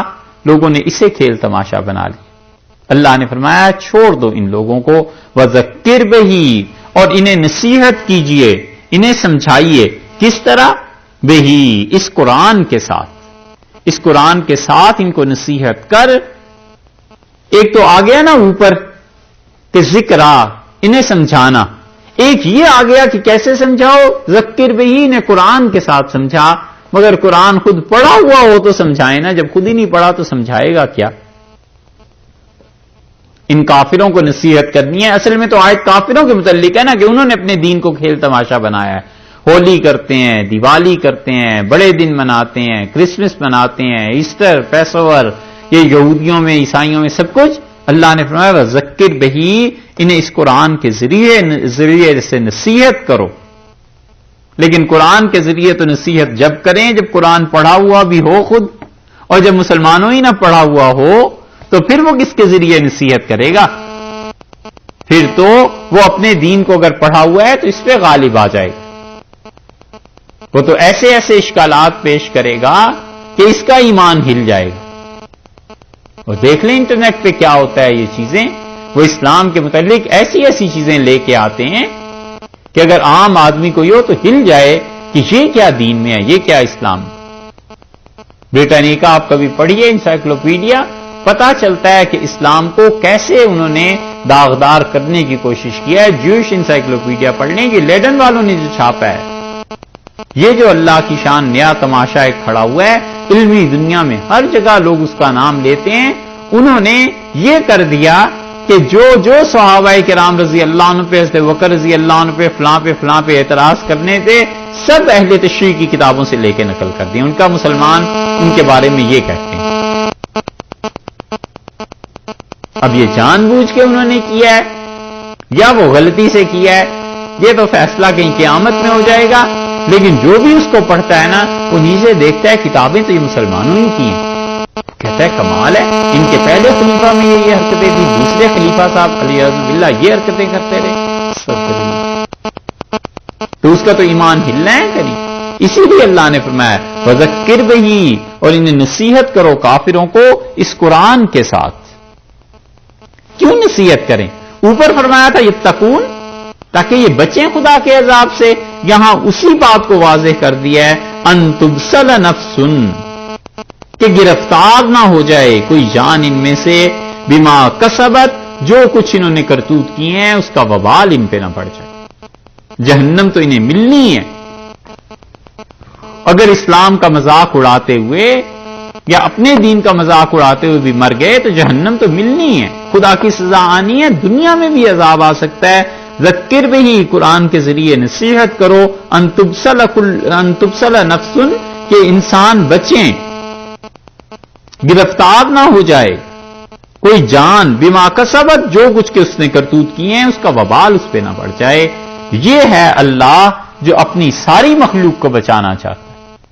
وہ کہتا ہے تم تک ہدایت پہنچ گئی ہے، تم اسے آگے بھی پہنچاؤ، دوسروں کو بھی بتاؤ، تاکہ جہنم برباد ہو جائے، تاکہ جہنم آباد نہ ہو اور ان تک کوئی قہر خدا کا نہ پہنچے۔ ان کافروں کو بھی قرآن سے سمجھاؤ۔ تبصل کا جو لفظ استعمال فرمایا نا، ابصال کے معنی روکنے کے، محروم کرنے کے، اور اس سے یہ جو ہے نا مضارع مجہول بن گیا، تو مطلب اس کا ہو گیا کہ ان تبصل، کہ گرفتار نہ ہو جائے، رک نہ جائے جنت سے، محروم نہ ہو جائے خدا کی رحمت سے کوئی بھی جان، نفسن، کوئی بھی کافر محروم نہ ہو، کوئی بھی جان خدا کی بنائی ہوئی جنت میں جانے سے پرے نہ رہے۔ تم قرآن کے ذریعے انہیں نصیحت کرتے رہنا، بما کسبت، جو کچھ انہوں نے کیا ہے نا، اس کی وجہ سے عذاب تو آنا ہے، کہیں گرفتار نہ ہو جائیں، کہیں مارے نہ جائیں۔ لیس لہا من دون اللہ، اللہ کو چھوڑ کر کوئی نہیں ہے ولیٌ جو ان کا حمایتی ہو، ولا شفیع اور نہ ہی کوئی سفارش کرنے والا ہے ان کا، تم قرآن کے ذریعے انہیں سمجھاتے۔ اس سے پتا چلتا ہے یہ تبلیغ کوئی آسان چیز نہیں، اس تبلیغ میں جتنے فائدے ہیں نا، یہ مذہب وہ نہیں ہے جو قومی مذہب ہوتا ہے۔ دو قسمیں ہیں نا دنیا میں بھی مذاہب کی، اس طرح بھی کچھ مذہب صرف قومی ہوتے ہیں، جیسے ہندو اب کرنے لگے ہیں کوئی ہندو ہو جائے تو چلو ہو جائے، وگرنہ پہلے ہندو صرف ہندو ہی ہوتا تھا جو ان کے گھر میں پیدا ہو جائے۔ نسلی مذہب جیسے یہودی، کہ اور کوئی یہودی ہوتا ہی نہیں تھا، اب بعض فرقے کرتے ہیں، جیسے ہمارے ہاں فرقوں میں شیعہ کہ وہی ہے جو سید ہو، غیر سید شیعہ ہو ہی نہیں سکتا تھا، اب بعض کرتے بھی ہیں۔ کیسے اچھا ہوا؟ وہ کیسے ہیں؟ ہاں آبادیاں تو بڑھتی ہیں اور گندگی ہے یار، پھیلے یا نہ پھیلے۔ تو بعض مذاہب ایسے، اسلام ایسا نہیں ہر ایک کے لیے۔ تو جو لوگ بھی اسلام کی تبلیغ کریں گے یہ کوئی آسان کام نہیں، اللہ کا قرب ملے گا، اللہ کی رضا ملے گی، کوئی آدمی زندگی اس کی ٹھیک ہو گئی اس کے اعمال کا ثواب ملے گا۔ یہ جو ہم لوگ نمازیں پڑھتے ہیں، روزے رکھتے ہیں، یہ جو قرآن پاک کی تلاوت ہے، آپ کا کیا خیال ہے یہ کوئی ہمارا اور آپ کا ہی ثواب ہے؟ اس کے ایک ایک حرف میں اور زکوٰۃ اور صدقے کی ایک ایک پائی میں، یہ بھی اس میں حصہ اور شیئر ہے اس ثواب میں، حضرت کا بھی اور شیخ معین الدین چشتی رحمۃ اللہ علیہ کا اور نظام الدین اولیاء رحمۃ اللہ علیہ کا اور مجدد الفسانی اور شاہ ولی اللہ رحمۃ اللہ علیہ، اس لیے کہ ان لوگوں نے اس دین کو پھیلایا ہے اور اس دین کو بچایا ہے۔ چولیں ہل گئی تھیں ہندوستان میں اسلام کی، اور نام نہ لیتا کوئی خدا کا اگر حضرت مجدد الفسانی رحمۃ اللہ علیہ اپنے موقع پہ اور سید احمد شہید رحمۃ اللہ علیہ اپنے موقع پہ کام نہ کرتے۔ لوگ سمجھتے ہیں یہ مبالغہ ہے، ہم کہتے ہیں بالکل مبالغہ نہیں ہے، یہ وہی جملہ ہے جو جملہ پہلے محدثین کہتے تھے کہ اللہ کا دین، حضرت ابو ہریرہ رضی اللہ عنہ کہتے تھے کہ خدا کا دین مٹ جاتا اگر ابو بکر رضی اللہ عنہ مرتدین کے خلاف جہاد نہ کرتے، خدا کا دین باقی نہ رہتا، نہ جہاد باقی رہتا اور نہ لا الہ الا اللہ پڑھنے والا کوئی باقی رہتا، یہ حضرت ابو ہریرہ رضی اللہ عنہ کہتے تھے۔ تو تبلیغ بہت بڑی چیز ہے، مرتے دم تک ثواب، قیامت تک ثواب، لیکن دوسری طرف ذمہ داری بھی اتنی بڑی، علم بھی اتنا ہی ہونا چاہیے، پڑھے بھی اتنا ہی، خدا کے ساتھ تقوی اور تعلق بھی اتنا ہی ہو، اللہ کے ساتھ دعا کا بھی تعلق ہونا چاہیے، تزکیہ بھی ہونا چاہیے۔ یہ قرآن کے متعلق ہے کہ ذکر بھی ہی، اس قرآن کے ذریعے ان کافروں کو نصیحت کر۔ تو جب خود ہی پڑھا لکھا نہیں ہوگا، خود ہی کردار درست نہیں ہوگا، خود ہی اللہ کے ساتھ تعلق درست نہیں ہوگا، تو پھر کس چیز کی جا کر تبلیغ کرے گا؟ اللہ نے فرمایا ہے تاکہ کوئی جان محروم نہ رہے خدا کی رحمت سے، تم اس طرح جا کر تبلیغ کرو اور انہیں بتاؤ۔ اور یہ بات بھی ہے کہ لیس لہا، اس نفس کے لیے، ہاں کی ضمیر جو ہے نا یہ نفس کی طرف لوٹ رہی ہے، اس جان کے لیے من دون اللہ، اللہ کے علاوہ ولی ولا شفیع، نہ کوئی دوست ہے اور نہ کوئی اس کی سفارش کرنے والا ہے۔ وَإِن تَعْدِلْ، اور اگر بدلہ دلائے، کل عدل، سارے بدلے، جتنے بھی فدیہ کوئی دے سکتا ہے دے دے، لا یؤخذ منہا، اس جان سے یہ نہیں لیا جائے گا۔ ان تعدل، بدلہ دے، کون؟ وہی جان، یہ نفس جو ہے نا، لفظ گزرا ہے نا پیچھے، ان تبسل نفس، یہ نفس کی طرف راجع ہے، ان تعدل کہ یہ نفس، یہ جان، یہ کافر، یہ بدلہ دے کوئی، کل عدل، جو بھی بدلہ، لا یؤخذ منہا، اس جان سے وہ قبول نہیں کیا جائے گا۔ پوری دنیا بنا لے وہ سونے کی اور پھر بھی بدلہ دے، ہم اس جان سے وہ بھی قبول نہیں کریں گے۔ اولئک الذین، یہ ایسے لوگ ہیں، ابسلوا، جو گرفتار ہو گئے، بما کسبوا، جو کچھ کہ انہوں نے کرتوت کیے تھے۔ یہی لفظ اوپر لائے ہیں نا کہ ان تبسل نفس، کہ کوئی جان رکے نہیں، محروم نہ ہو، اور یہاں لے آئیں کہ ابسلو محروم ہو گئے، رک گئے، بما کسبو اپنے کرتوتوں کی وجہ سے، جو اپنے کیا ہوا تھا اس عمل کا بدلہ سامنے آ گیا. پہلے آیت گزری ہے نا جس کی تشریح میں عرض کیا تھا کہ ہر فعل کی جزا ملتی ہے، اور جو کچھ بھی کیا ہے اس کا لا محالہ کوئی نتیجہ نکلے گا. یہاں مسلمانوں کو کہا ہے کہ تمہاری ایک تو یہ بات ہے کہ ان کے ساتھ قطعاً نہ بیٹھنا اگر وہ خدا کے دین کا مذاق اڑاتے ہیں. ہاں ایک ہی صورت ہے، اور وہ صورت یہ ہے کہ تم انہیں نصیحت کرو، اور نصیحت کرنا اس قرآن کے ذریعے اس سے معلوم ہوتا ہے کہ جو تبلیغ کرتا ہے اس کا ذمہ ہے کہ وہ قرآن کو پڑھے، اس کو سمجھے، اور کافروں کے دین کے متعلق کچھ معلومات بھی حاصل کرے، تاکہ وہ اپنے دین مذہب کا کوئی سوال کرتے ہیں تو اسے پتا ہونا چاہیے کہ میں نے کس طرح اس آدمی کو جواب دینا. اس کی نشانی، اس کی مثال آگے آتی. لہم شراب من حمیم، ان کے لیے گرم پانی ہے کھولتا ہوا، مار ہے گرم پانی کی جہنم میں، وعذاب علیم، اور دکھ والی مار انہیں پڑے گی، بما کانوا یکفرون، اس وجہ سے کہ یہ کفر کا بدلہ ہے. تو مسلمانوں کو بتایا کہ ان کے ساتھ ان کی صحبت میں نہ شریک رہنا، لیکن نصیحت کرتے رہنا.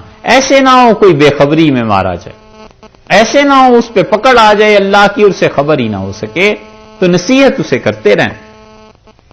قل اندو، یہ جتنے عقلی دلائل پیچھے دیے نا مسلسل 9 تھے نا، ان میں سے 4 کے بعد ایک بات کہی تھی، اب 5 اور دلائل کے بعد اس کا نتیجہ یہ نکالا ہے کہ قل اندو، آپ ان سے کہیے.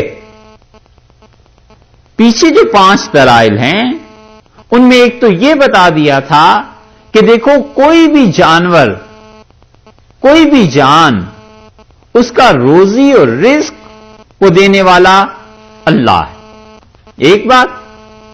پھر یہ بتا دیا تھا کہ تمام مصائب اور مشکلات جو کچھ بھی پیش آتی ہیں ان مصائب اور کرب سے نجات دینے والا اللہ ہے. 2، تیسری چیز یہ بتا دی تھی کہ تمہاری سماعت، بصارت، دل، یہ سب کس کے قبضے میں ہے؟ اللہ کے. 3، چوتھی بات یہ بتا دی کہ بحر و بر کا، خشکی اور تری کا، آسمان اور زمین کا، اور جو زمین میں کوئی بیج پھوٹتا ہے، اور جو بھی علم ہے یہ سارے کا سارا علم کس کا ہے؟ اللہ. 4 اور 5ویں یہ بتایا کہ جب تم سمندر میں سفر کر رہے ہوتے ہو، جہاز اور کشتیوں میں، اور ڈوبنے کے خطرے آ جاتے ہیں، یا تمہاری زندگی میں جب کرب، گھبراہٹ، وحشت اور یہ چیزیں شروع ہو جاتی ہیں، تو اس وقت بھی تمہاری کون مدد کرتا ہے؟ اللہ. 5 چیزیں ہو گئی. ان 5 کے بعد کہتے ہیں اب ان 5 دلائل کے بعد دیکھو، قل اندعو من دون اللہ، ان سے کہیے کہ کیا میں خدا کو چھوڑ کر کسی اور کی عبادت شروع کر دوں؟ خدا کو چھوڑ کر کسی اور کو پکاروں؟ ما لا ینفعنا، جو ہمیں نفع بھی نہ دے سکیں، ولا یضرنا، اور ہمارا بھلا بھی نہ کریں اور نقصان بھی نہ کر سکیں. یعنی ہم ان سے کچھ مانگیں تو وہ دے نہیں سکتے، اور ہم ان کی مخالفت کریں ہمارا کچھ بگاڑ بھی نہیں سکتے. نہ نفع ان کے قبضے میں، نہ نقصان ان کے قبضے میں، تو کیا ہم ان کی عبادت کریں؟ وَنُرَدُّ عَلَىٰ أَعْقَابِنَا، اور کیا ہم الٹے پاؤں پھر جائیں؟ کیا دوسری طرف کو نکل جائیں، کفر کی طرف؟ بعد اذ ہدان اللہ، جیسے کہ اللہ نے ہمیں ہدایت دی ہے، بعد اس کے کہ اللہ نے ہمیں ہدایت دی ہے. اگر ہم ایسے کریں تو کیا ہو جائے گا؟ اگر ہم اللہ کے علاوہ کسی اور کا علم مان لیں، علم اور قدرت پہ بات چل رہی ہے نا، 2 صفات عرض کی تھی نا، اللہ کے علاوہ کسی کا علم اور مان لیں، اور اللہ کے علاوہ نفع اور نقصان کسی اور سے مان لیں، تو علی اعقابنا، ہم تو پھر نرد علی اعقابنا، ہم تو پھر کیا ہو جائے گا؟ کفر، ارتداد کرنے لگیں گے. بعد اذ ہدان اللہ، جبکہ اللہ نے ہدایت دے دی. تو ہماری مثال کیسے ہے؟ کالذی، اس انسان کی طرح، کالذی استہوتہ الشیاطین، جسے جنات چمٹ گئے. ایک ایسا شخص جسے جنات نے بھلا دیا، چمٹ گئے اس کے ساتھ، فی الارض، زمین میں، جنگل میں، اور اس کا راستہ بھول گیا. جنات نے اس کے ساتھ شرارتیں کی، کوئی ادھر سے بولا کوئی ادھر سے بولا، یا اسے چمٹ گئے، کوئی چیز اپنا جن کوئی اور چیز بن کے نظر آنے لگا، حیران، اور وہ شخص کیا ہے؟ بھول گیا ہے، اور بھولنے میں وہ بہک گیا۔ حیران کا مطلب بہک گیا، حیران کا مطلب وہ متحیر ہو گیا، اسے سمجھ ہی نہیں آ رہی، راستے ہی فیصلے ہی نہیں کر پا رہا۔ اللہ نے فرمایا تو پھر تو ہم اس سے ایسے ہو جائیں گے، لہو اصحاب، اور اس کے دوست، یدعونہ، اسے پکارتے ہیں، الی الہدی، راہ کی طرف، صحیح راہ کی طرف، الی الہدی، کہ وہ آ جاؤ ہمارے پاس، اسے کہتے ہیں آ جا، ادھر آ جا، ہمارے پاس آ جا، اور وہ آواز کو سنتا ہے اور اس تک پہنچ نہیں سکتا۔ ایسے ہی جیسے صحرا میں، جنگل میں آواز آئے نا، تو آدمی ڈائریکشن نہیں متعین کر سکتا کہ ادھر سے آئی ہے ادھر سے آئی ہے، کہاں سے یہ آواز پیدا ہوئی ہے۔ اسی طرح اللہ نے فرمایا ہے کہ انہیں کہیے، جب اللہ نے ہمیں بتا دیا ہے کہ علم اس کا ہی کامل ہے، اور اللہ نے بتا دیا ہے کہ نفع اور نقصان اسی کے قبضے میں ہے، تو اب اس ذات کو چھوڑ کے ہم کسی اور کی پرستش کرنے لگ جائیں تو ہمارا تو حال پھر اس جیسا ہوگا جسے راستے میں جنگل میں جا رہا تھا اور شیاطین چمٹ گئے اور وہ راستہ بھول بیٹھا اور اس نے راستہ کھو دیا۔ اب اس کے دوست سے بلاتے ہیں الی الہدی، وہ کہتے ہیں آ ہمارے پاس، آ ہمارے پاس، ہر طرف سے اسے آوازیں آ رہی ہیں اور وہ کہیں فیصلہ نہیں کر سکتا جانے کا، راستہ بھلا دیا اس نے خود۔ قل ان ھدی اللہ، آپ ان سے کہیے کہ راہ بتائی ہے اللہ نے، صحیح راہ دی ہے اللہ نے، ھو الہدی، اور جو اللہ نے راہ بتائی ہے نا، ھو الہدی، وہی ہے ہدایت۔ بس جو اللہ نے راہ متعین کر دی ہے وہ ہے، ہم اس کو نہیں چھوڑیں گے۔ اور اللہ نے راہ متعین کی ہے اپنی وحدانیت کی، اپنی توحید کی، اور وہ حقیقی راہ اللہ تک پہنچانے والی ہے۔ وہ امرنا، اور کیا ہوا ہے؟ ہمیں حکم دیا گیا ہے، ہمیں حکم ہوا ہے لنسلم لرب العالمین، کہ تابع رہیں اس ذات پاک کے جو رب ہے سارے جہان۔ ہمیں تو یہ بتایا ہے، دو کام بتائیں، ایک تو اس نے یہ بتا دیا ہے کہ دیکھو خبردار میرے تابع رہنا، اسلام پر رہنا، اسلام کو قبول کرنا، اور اسلام میں سب سے اعلیٰ درجہ وہ توحید کا، کہ اللہ کے علاوہ کسی سے نفع اور نقصان اور اپنا کوئی علم اور یہ چیزیں کسی سے وابستہ نہ کرنا، یہ ایک بات بتا دی۔ ایک وَأَن، اور دوسرے امرنا کے بعد یہ جو نسلمہ آ رہا ہے نا اسی کے تحت یہ بھی آ رہا ہے، وَأُمِرْنَا، اور ہمیں یہ بھی حکم دیا ہے کہ ان اقیم الصلاۃ، کہ ہم نماز پڑھتے رہیں۔ دیکھا پھر بات نہیں آ گئی نا کہ نماز پڑھتے رہیں۔ اس لیے یہ جتنے بھی دین کے کام لوگ کرتے ہیں نا، تزکیہ، سلوک، احسان، اسلامی حکومتوں کے قیام اور عرس اور جو بھی چیزیں، اور جلسے اور جلوس اور خلافتیں، جو نماز ضائع ہو جاتی ہے نا، اس کا مطلب ہے وہ کچھ بھی ہو سکتا ہے، وہ دین نہیں ہے۔ دین اس سے بہت بلند چیز ہے۔ اللہ نے توحید کے بعد سب سے اہم کام ذکر کیا ہے۔ اللہ نے فرمایا کہیے آپ کہ امرنا لنسلم لرب العالمین، ایک تو یہ کہ ہم اللہ کے فرما بردار رہیں، اور دوسری یہ کہ وَنَقِيمُ الصَّلَاةَ، اور ہم نماز کو قائم کریں۔ دو چیزیں۔ پھر اللہ نے فرمایا وَاتَّقُوهُ، ڈرتے رہو اللہ سے، یہ تقوی اختیار کرو۔ یہ دو کام تم نے کرنے، نماز ضائع نہیں کرنی، اللہ کی توحید نہیں چھوڑنی۔ وَهُوَ الَّذِي، اور وہ اللہ کی ذات ہے، إِلَيْهِ تُحْشَرُونَ، جس کے پاس تم اکٹھے ہو جاؤ، اس کے پاس تم نے پہنچنا ہے۔ ایسی زندگی بیکار نہیں ہے۔ اس لیے کتنی تحریکیں اٹھتی ہیں اسلام کے درد کے لیے، دکھ کے لیے، فلاں چیز کے لیے، فلاں چیز کے لیے، اور جو نماز ضائع کر دیتے ہیں نا، وہ کوئی چھوٹا سا گناہ نہیں کرتے، وہ دین کی اس تحریک کو فائدہ پہنچانے کی بجائے نقصان پہنچاتے ہیں۔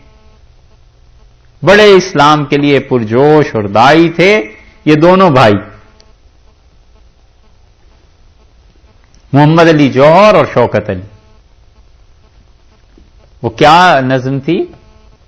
اما بولی محمد علی کی، آگے چھوڑو یار، ہیں یہ ایسے اشعار تھے، پورا بر صغیر ہلا کر رکھ دیا اس نظم نے. گلی گلی محلے محلے میں لوگ پڑھتے تھے اور گونجتی تھی یہ بات. بولی اماں محمد علی کی جان بیٹا خلافت پہ دے دو. حیرت ہے یار، حد ہو گئی، آپ کو بالکل نہیں پتا.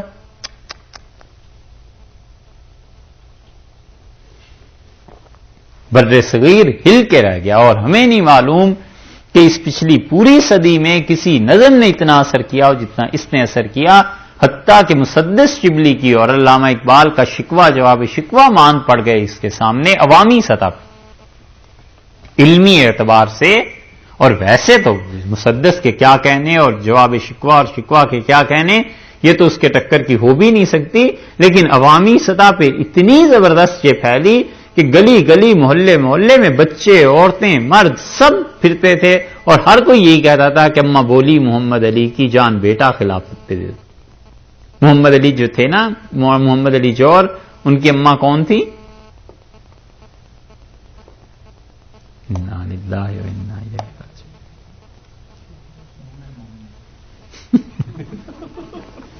ام محمد. حیدرآباد والوں کو نہیں پتا کہ اس میں کیا کردار تھا. اچھا خیر بتا دیں. ارے چھوڑو یار، یہ تو ایسے ہی ہے. اب میں کیا اس کی مثال دوں؟ کہاں گئے؟ کہاں پڑھ رہے تھے؟ ہاں، وَأَقِیمُوا الصَّلَاةَ، اور یہ کہا کہ نماز قائم کرو، وَاتَّقُوهُ، اور اللہ سے ڈرتے رہو، وَهُوَ الَّذِي، اور وہ اللہ کی ذات ہے، الیہ تحشرون، تم اس کی طرف اٹھائے جاؤ گے، اس کی طرف جمع کیے جاؤ. محمد علی، شوکت علی، یہ دونوں علی گڑھ کے تھے پڑھے ہوئے. اور اماں بھی جو تھی نا، بس اماں بھی کے نام سے مشہور ہو گئی تھی. اور وہ محمد علی جوہر کا استقبال جو ہوا ہے دلی میں، ایسا استقبال کسی کا نہیں ہوا. نہرو، گاندھی اور اندرا اور تو خیر کسی کا ذکر ہی کیا ہے جو لیڈر مانے جاتے تھے. محمد علی جوہر جب آئے دلی تو 12 گھوڑے یا 16 گھوڑے تھے، اس بگی پہ سوار ہو کے آئے، اور لوگوں نے گھوڑوں سمیت ان کی بگی اٹھا لی اور کئی فرلانگ تک لوگ چلتے چلے گئے. اتنی محبت تھی لوگوں کو محمد علی سے. اور محمد علی نے جب تقریر کی دلی کی جامع مسجد میں، اور پھر جو کراچی میں ان پہ مقدمہ چلا، اور کراچی کے مقدمے میں جو کچھ ان کے ساتھ ہوا اور جو بیانات انہوں نے دیے وہ تو ابھی تک موجود ہیں. رات ناکافی ہے ان کے کارناموں کے لیے.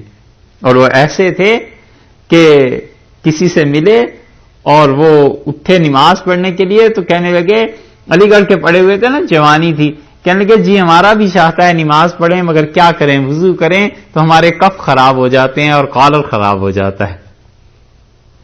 اور جب خلافت کا دور آیا تو انگریزوں میں وائسرائے کے ہاں اجلاس ہو رہا تھا، اور وائسرائے گورنر جنرل انگریز اور محمد علی مسلمانوں کی منتیں کرتے پھر رہے تھے اجلاس کے دوران کہ اٹھو نماز پڑھو، اٹھو نماز پڑھ لو، اور ہم بھی نماز پڑھیں گے.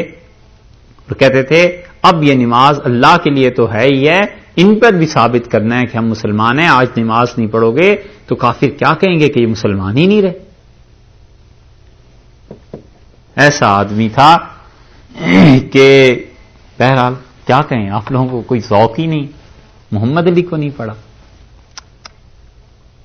انا للہ و انا الیہ وامرنا لنسلم لرب العالمین، اور ہمیں یہ حکم دیا گیا نا وَهُوَ الَّذِي إِلَيْهِ تُحْشَرُونَ، اور تم اللہ کی طرف لوٹائے جاؤ گے.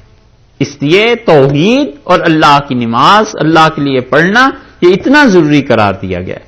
وَهُوَ الَّذِي، اور وہ اللہ کی ذات ہے، خلق السماوات والارض، جس اللہ نے پیدا کیا آسمانوں کو اور زمین کو. یہ توحید پر 10ویں عقلی دلیل دی ہے اللہ. 9 دلائل پہلے گزر گئے، 10ویں دلیل یہ دی کہ دیکھو اللہ کو مانو، اس کی توحید کو مانو. کیوں؟ اس لیے کہ اس ذات نے آسمانوں کو پیدا کیا ہے، زمین کو پیدا کیا بالحق. اس لیے پیدا کیا کہ وہ دلیل بنے اللہ کی توحید پر. بالحق سچائی کے ساتھ پیدا کیا. مفسرین کہتے ہیں اظہار الحق، اظہار للحق، حق کے اظہار کے لیے پیدا کیا. بتایا کہ آسمانوں کو دیکھو، زمین کو دیکھو، ان سب چیزوں کو دیکھنے کے بعد تمہیں ہماری وحدانیت کی دلیل ملے گی، ہماری توحید کی دلیل ملے گی. ہم نے اس کی ان چیزوں کو پیدا کیا ہے. وَيَوْمَ، اور وہ دن کیا ہوگا؟ یقول، وہ کہے گا کن، ہو جا، فیکون، وہ ہو جائے گا، یعنی حشر، قیامت. بس اب جو آسمان اور زمین اس نے پیدا کیے ہیں، ان چیزوں کو اس نے باندھا ہوا ہے، اور وہ دن، اس دن کو بھی خدا نے پیدا کیا، پیدا کرے گا. کیسے؟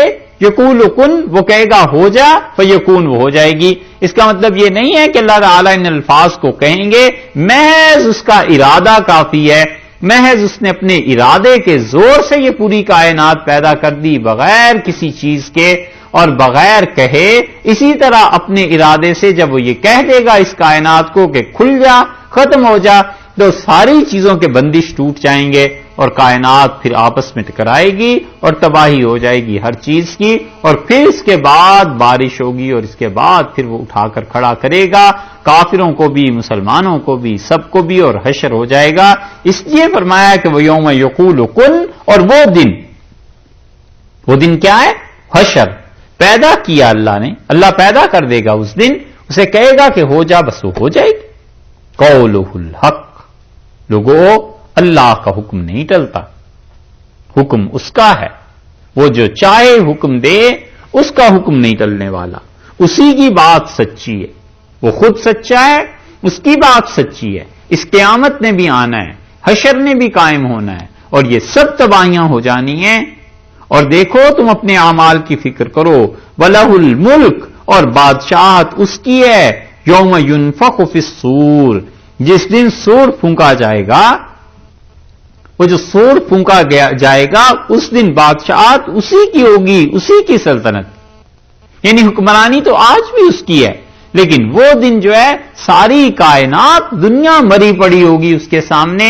پتہ چلے گا بادشاہت کس کی ہے، پتہ چلے گا حکمرانی کس کی ہے. یا یہ کہ وہ دن ایسا ہے جس دن میں سب کے سامنے کھل کے آ جائے گا کہ آج مالک کون ہے، اور سب لوگ جان لیں گے قیامت کے دن میں جب وہ انہیں کھڑا کرے گا، پیدا کرے گا، کہ حقیقی مالک تو اللہ ہی ہے. عالم الغیب والشہادہ، اور لوگوں اللہ کی ذات ایسی ہے جس کے پاس علم ہے، چھپی ہوئی چیزوں کو جانتا ہے. والشہادہ، اور کھلا جاننے والا، چھپا اور کھلا ہر چیز جاننے والا وہ اللہ کی ذات ہے. وہ الحکیم الخبیر، اور وہ ایسی ذات ہے جو تدبیر کرتی ہے کاموں کی. الخبیر، اور جو کیا ہے؟ اللہ تعالی خبردار ہے. یہ جو فرمایا ہے اوپر کہ دیوانے کی طرح پاگل ہو جائیں گے اگر ہم خدا کا دین چھوڑ دیں، تو ایسے ہی جیسے ایک آدمی جنگل میں سفر کر رہا ہے اور ہر طرف سے اسے کوئی بلا رہا ہے، آواز دے رہے ہیں اس کے دوست کہ آ جاؤ، اور وہ سنتا ہے، دیکھتا نہیں. ٹھیک ہے نا؟ وہ آواز کو سنتا ہے، اس کے دوست سے بلا رہے ہیں، لیکن دیکھتا نہیں، کوئی راہ اس سے مل نہیں رہی. تو اگر حق کو پا کر معبود حقیقی کو، اللہ کی توحید کو پانے کے باوجود لوگ گمراہ ہو جائیں اور قومیں گمراہ ہو جائیں، اس قوم کی مثال آگے اللہ نے دی ہے. اور یہاں سے اللہ تعالی نے اپنی توحید پر ایک دلیل شروع کی ہے نقلی، اور اسے اللہ تعالی نے یہاں سے شروع کیا ہے اس نقلی دلیل کو. اور اللہ تعالی اسے پتہ ہے کہاں تک لے گئے کہ آیت نمبر کون سی ہے؟ 73، 74،